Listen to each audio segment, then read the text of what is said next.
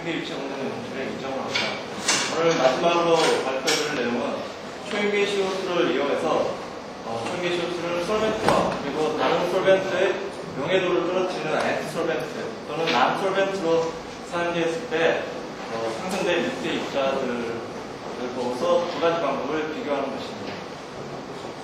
간단하게 초인계와 초인계를 이용한 재결정화 방법부터 소개해드리고요. 그리고 두 경우에 있어서의 각각의 방법에서 생성된 입자를 가지고 두 가지 방법을 비교해 보도록 하겠습니다. 첫 번째, 초인계 입체는 많은 분들이 알고 계시겠지만 간단하게 설명드리자면 어떤 온도 이상인 가스 상태에서 아무리 압력을 높여도 다시 액상으로 돌아갈 수 없고 이런 포인트를 크리티컬 템퍼처라고 부르고 마찬가지로 어떤 압력 이상의 그런 액상이 아무리 온도를 가해도 열을 받아도 다시 가스 상태로 갈 수 없는 그런 압력을 크리티컬 프레셔랍니다. 이런 크리티컬 포인트 이상에 있는 유체를 초인계 유체라고 부르고요. 이 초인계 유체의 가장 큰 특징은 다른 페이즈는 거의 일정한 그런 프로퍼티를 가지는 반면에 초인계상에서는 그런 프로퍼티들이 넓은 범위의 값을 가질 수 있다는 것이 가장 큰 특징이자 장점이 되겠습니다. 보통 액상에서는 솔루트들이 가지는 그런 움직임보다도 초인계상에서 솔루트들이 가지는 움직임이 거의 50배에서 많게는 100배까지 활발하게 움직이는데 이러한 디퓨지비티의 그런 높은 것도 초인계를 이용한 2세 입자 방법에 있어서 굉장히 유리한 걸로 작용합니다. 초인계 유체를 이용한 재결정화 방법으로는 크게 초인계 CO2의 플로트가 녹느냐, 녹지 않느냐에 따라서 크게 달라집니다.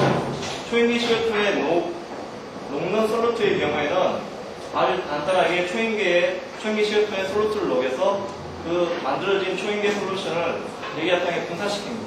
분사시키면 초인계 CO2는 가스 상태로 그러면서 안에 녹아있던 솔루트는 자연스럽게 재결정화되면서 분리되는 그런 방법이 있고요. 그 다음에 초인계 CO2를 앤티솔벤트로 이용하는 방법에는 이게 이제 세스 방법이라는데 슈퍼크리티컬 앤티솔벤트. 이 세스 방법은 만들어진 솔루트가 녹아있는 솔루션을 초인계 CO2, 그러니까 앤티솔벤트랑 어떻게 접촉시키느냐, 그 접촉시키는 방법에 따라서 게스 방법이나 프로세스 방법 또는 SEDS 방법 여러 가지 방법으로 분리게 됩니다. 이 레스 방법은 단순히 솔루트를 초인계상에서 녹여서 분사시킴과 동시에 CO2는 가스 상태로 되고요. 아까 말씀드린 것처럼 그렇게 해서 솔루트가 재결정합니다. 반면에 어세스 방법은 초인계 CO2 상에서 솔루트를 녹인 솔벤트 즉 솔루션을 이 CO2 상에 분사시킵니다. 분사시키면서 솔루션을 아주 미세한 방울로 쪼개집니다. 이 미세한 방울로 쪼개지면서 앤티솔벤트인 CO2와 솔벤트 간의 그런 서로 디퓨전 할 수 있는 서피스 에어리가 굉장히 많아지게 됩니다. 그러면서 아주 짧은 시간 내에 미세하게 된 방울들은 팽창하게 되고 그러면서 솔벤트는 그 솔루트에 대한 용해도를 아주 짧은 시간에 일으키게 되고 슈퍼세츄레이션과 동시에 재결정화가 일어나게 됩니다. 이 그림은 초인계 CO2 상에서 아스피린의 용해도 구성인데요. 150바 이상인 점에서는 상당히 많이 녹는 반면에 100바인 영역에서는 잘 안 녹습니다. 그래서 이렇게 많이 녹을 수 있는 영역에서는 레스법이 훨씬 유리하고요. 이렇게 녹지 않는 곳에서는 테스법이 유리하게 됩니다. 이렇게 레스법으로 유리한 솔루트들로는 폴라하지 않거나 그 다음에 분자량이 작은 것들이 유리하고 세스법으로 가야 되는 그런 솔루트들은 분자량이 4회 이상인 그런 고분자들이나 폴라한 물질들이 세스법에 유리하게 되겠습니다. 저희 랩에 가지고 있는 두 가지 어세스 장치 중에 하나인데 작은 장치로 볼륨 셀은 33ml이고요. 이 작은 장치로 저희가 생고분자 PLA를 가지고 입자를 만들어 본 샘 이미지입니다.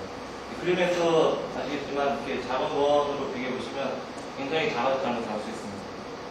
이거는 또 저희가 프로틴을 샘플 솔루트로 해서 이렇게 어센스 프로세스 처리한 그런 미세 입자들입니다. 이 어센스 프로세스는 크게 두 가지 스텝으로 해석될 수 있습니다. 첫 번째는 그 솔루션이 노즐을 통해서 아주 미세한 방울로 쪼개지는 제트 브레이크 되는 애토마이제이션 되는 단계이고요. 이 애토마이제이션 된 후에 이런 미세한 방울들 사이로 CO2가 디퓨전에 들어가면서 이런 방울들이 아주 짧은 시간에 팽창하게 됩니다. 그런 매스 트랜스포트, 물질 전달 과정이 이루어지게 되어 있습니다.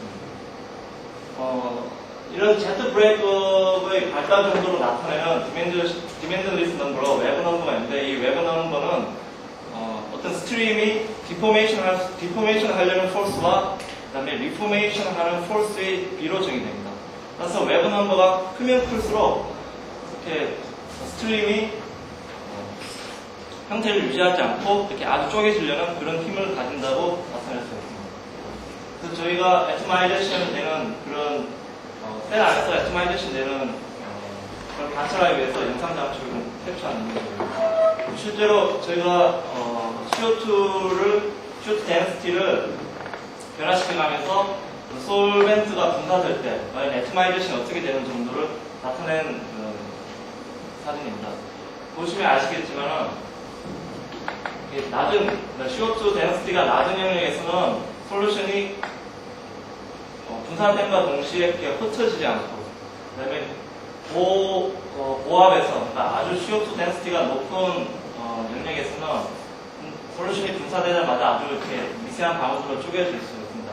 즉, 미세한 방울들로 많이 쪼개질 수 있다는 것은 그만큼 솔벤트와 앤티 솔벤트가 서로 교환될 수 있는 그런 서피스 에어리가 많아진다는 것을 의미하고, 그 많아지면서 아주 짧은 시간 내에 그런 뉴클레이션이 일어날 수 있고, 즉 이런 애토마이제이션이 많이 일어난다는 것은 뉴클레이션이 그런 뉴클레이 그로스보다 훨씬 더 유리하게 작용할 수 있다는 것을 의미합니다.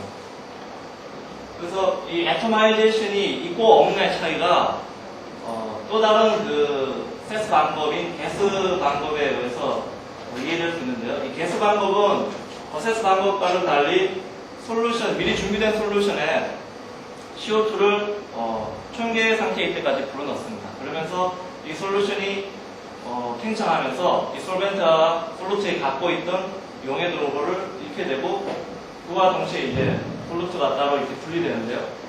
그 그림에서 보시면 알겠지만 이거는 이제 하이드로시 벤조익 액시드를 모델 솔루트로 삼아서 만든 것인데, 이쪽 어세스 프로세스 처리한 입자들 보면 아주 미세하게 나왔지만은 이런 애토마이제이션이 없는 그냥 단순히 솔루빌리티만 떨어뜨린 그런 경우에는 이렇게 입자들이 크게 나왔음을 알 수 있습니다.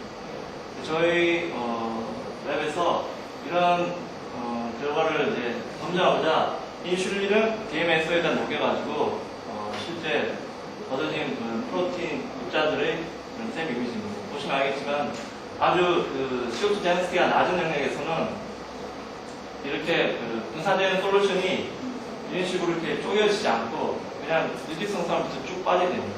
그러면서 입자들이 상대적으로 애토마이제이션이 발달될 수 있는 조건에서보다는 좀 크게 나왔고, 마찬가지로 라이소자임 역시 저희가 실험한 결과는 앞서 설명드린 인슐린과 똑같은 결과가 나왔습니다.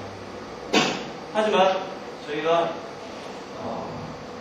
PLA 고분자, 즉 충분히 애토마이제이션이 발달된 그런 영역에서는 오히려 압을 높이면 높일수록 그 사이즈가, 그러니까 파티클의 사이즈가 높아지는 결과가 나왔습니다.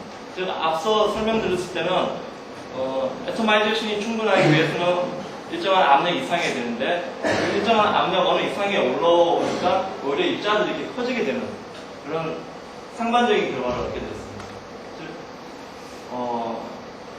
즉, 데ን시티가 어느 영역 이상에 있을 때는, 즉 애토마이제이션이 충분한 이런 영역에서는 오히려 디퓨지비티가 작아지게 됩니다. 디퓨지비티가 작아지게 되면서 애토마이제이션은 잘 되지만은 그 이후에 서로 그런 디퓨전 되는 물질 전달 과정이 좀 더 약해지기 때문에 이런 영역에서는 오히려 애토마이제이션이 충분한 조건, 그러니까 훨씬 더 유리한 조건이지만은 오히려 그런 디퓨지비티 감소로 해서 그런 애토마이제이션의 그런 영향을 상쇄시키는 그런 결과가 됐고요.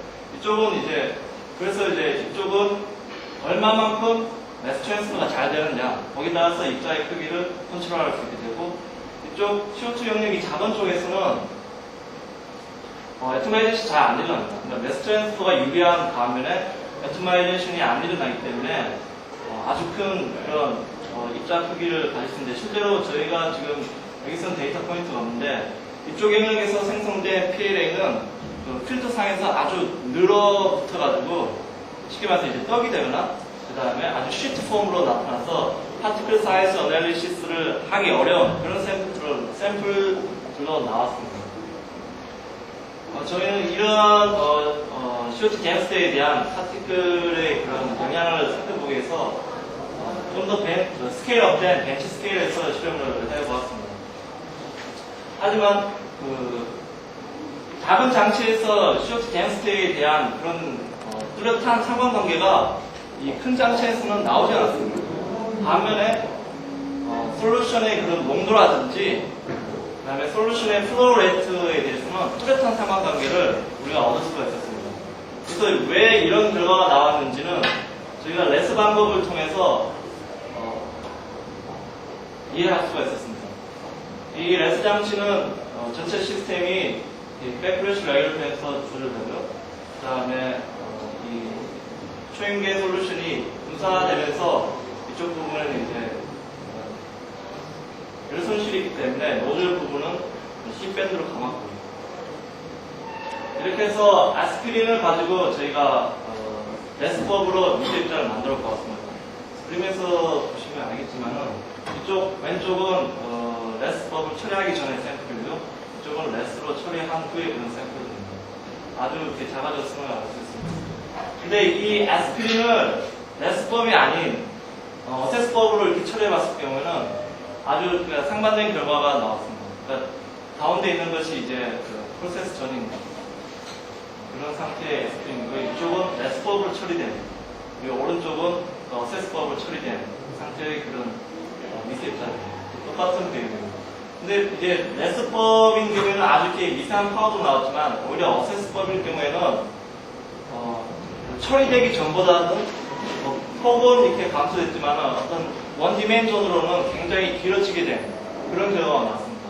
즉 이런 결과가 나온 이유는 레스법인 경우에는 솔벤트로 쓰이는 CO2가 그 노즐을 통해 분사되면서 CO2는 가스상으로 이렇게 페이스 변화를 입고 솔루트는 분리되어 있지만 이쪽 어세스 프로세스인 경우에는 똑같이 CO2가 그런 솔벤트의 팽창을 유도시켜서 솔루빌리티를 떨어뜨리긴 하지만 필터를 통해서 백프레셔 레귤레이터를 통과할 때까지는 어느 한 페이지 내에 존재하게 됩니다. 즉, 그 셀 안에 그 솔벤트가 계속 남아있게 되면 크리스탈의 그런 생성된 결정들이 그런 뉴클레이션보다는 그로스하게 됩니다.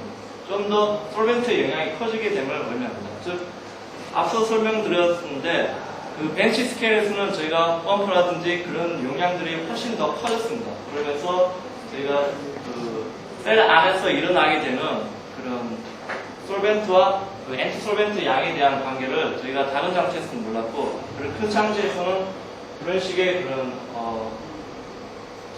영향이 있다는 것을 저희가 알게 됐습니다. 그래서 어세스 장치의 경우에는 그 분사된 솔루션이 얼마만큼 그 셀 안에 존재해서 엔티 솔벤트와 잘 섞이느냐 그리고 섞여서 분리되고 난 뒤에 얼마만큼 그 솔루트에 영향을 주지 않고 빨리 빠져나가느냐에 따라서 어세스 프로세스의 퍼포먼스가 결정된다고 할 수 있겠습니다. 그래서 이 초인계 CO2를 솔벤트와 엔티 솔벤트로 이용한 방법은 현재 여러 굉장히 상호 보완적입니다. 어느 한쪽이 녹일 수 있는 녹일 수 있는 물질이라든지 녹일 수 없는 물질을 선택적으로 할 수 있고 그만큼 다양한 그 분야에서 넓혀왔지만 어세스 프로세스인 경우에는 이런 오퍼레이팅 패러미터들보다는 장치를 어떤 식으로 디자인하느냐에 따라서 좀 더 큰 영향을 받지 않나 저희도 생각하고 그런 영향을 어떻게 없애느냐 그것이 앞으로 숙제가 됩니다. 이상 마치겠습니다.